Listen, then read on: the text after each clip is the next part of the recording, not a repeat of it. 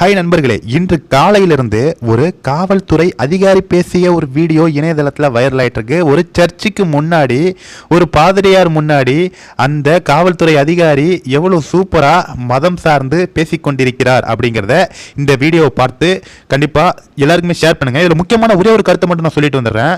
அதாவது இதே மாதிரி நம்ம ஹிந்து சார்ந்தோ இல்லை நம்மளுடைய கடவுள்கள் சார்ந்தோ நம்மளுடைய காவல்துறை அதிகாரிகள் செய்தார்கள் என்றால் அவர்களை இந்நேரம் சஸ்பெண்ட் பண்ணியிருப்பாங்க, இல்லை அவரை வேற ஒரு துறை மாத்திருப்பாங்க. இது மாதிரி நம்மளுடைய அதாவது ஹிந்து ரிலிஜன்ல காவல்துறை அதிகாரி வச்சு சொல்லியிருந்தா அவங்க மேல நடவடிக்கை எடுப்பாங்க. இப்போது இந்த காவல்துறை அதிகாரி மீது என்ன நடவடிக்கை எடுக்க போறாங்க இந்த வீடியோ பார்த்துட்டு எல்லாருக்கும் ஒரு ஷேர் பண்ணிடுங்க.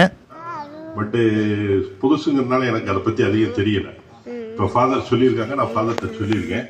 நானும் உங்களை மாதிரி ஒரு ஆர்சிபிஷ் இருந்தேன். கண்டிப்பா உங்களுக்கு சாதகமான முடிவுகள் தான் இருக்கும், கண்டிப்பான நடவடிக்கை இருக்கும். உங்களுடைய அனைத்து பிரச்சனையும் முடித்து வைக்கிறது என்னுடைய பொறுப்பு.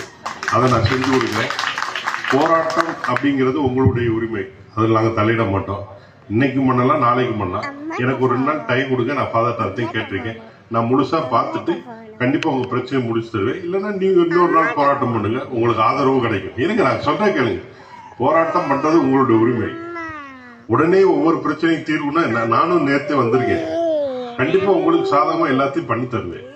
ஏன்னா நானும் ஒரு ஆர்சிபிசி, எனக்கு ஃபாதர் என்னன்னு தெரியும். நான் படிச்சது பூரா ஃபாதர்ஸ் காலேஜ்.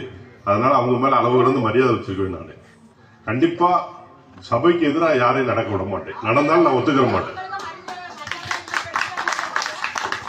அதாவது நான் பண்ணி தர்றேன்னு சொல்லிட்டேன்.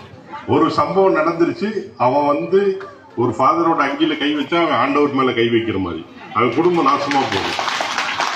அதனால நீங்க அதெல்லாம் நினைக்காதீங்க. என்னுடைய நடவடிக்கை கடுமையா இருக்கும். போக போக நீங்க தெரிஞ்சுக்கிறீங்க என்னை பத்தி. நான் ஃபாதருக்கு அதுக்கான உத்தரவாதத்தை நான் கொடுத்துருக்கேன். கண்டிப்பா நான் செஞ்சு தருவேன். இந்த நம்ம நிர்வாகம் நல்லபடியா செயல்படுறதுக்கு எதற்கு ஒத்துழைப்பு நான் கொடுப்பேன். உங்களுக்கு எந்த பிரச்சனையா முடிச்சு விடுறது என்னுடைய கடமை.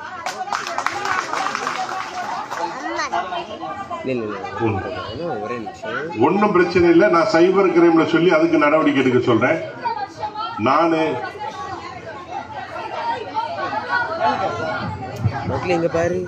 கண்டிப்பா செய்யறேன். நான் ஃபாதர்கிட்ட கலந்து பேசிட்டு என்ன செய்யலாங்கிறத நாங்க டிஸ்கஸ் பண்ணிட்டு ஃபாதரோட முடிவு எப்படியோ அது தெரிஞ்சு நான் கண்டிப்பா பண்ணித்தரேன்.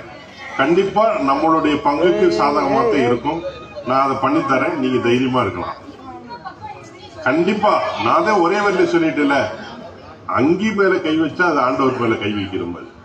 நாங்கெல்லாம் மதிச்சு வளர்ந்தவங்க. நாங்கெல்லாம் படிச்ச காலேஜ் பூரா ஃபாதர்ஸ் காலேஜ்லயும் படிச்சு வந்திருக்கோம். நாங்க எவ்வளவு ரெஸ்பெக்ட் கொடுப்போம்னு எங்களுக்கும் தெரியும். இப்பதான் புன்னை நகர்ல ஒரு விஷயம் ஃபாதரை பார்த்து பேசிட்டு வந்திருக்கேன். அதனால நீங்க டிஃபன் வாங்கி கொடுங்க, மக்கள் சாப்பிட்டு போங்க. நான் ஃபாதர்கிட்ட பேசிட்டு அதுக்கான நடவடிக்கை நான் கண்டிப்பா எடுப்பேன். ரொம்ப நன்றி. காவல் ஆய்வாளர் சார் இன்னைக்கு வந்திருக்காங்க. வந்த உடனே இப்படி ஒரு பிரச்சனை, அதை நல்ல தீர்வை எடுத்து தரேன்னு சொல்லியிருக்காங்க. அவங்களுக்கு நம்ம அனைவரும் சார்பாக நன்றியை தெரிவித்துக் கொள்கிறோம்.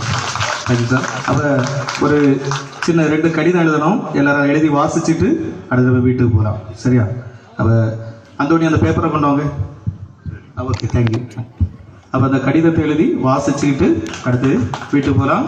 ஒருவேளை நடவடிக்கை இல்லைன்னா ஞாயிற்றுக்கிழமை நம்ம திருப்பதி முடிந்த உடனே கூடலாம்.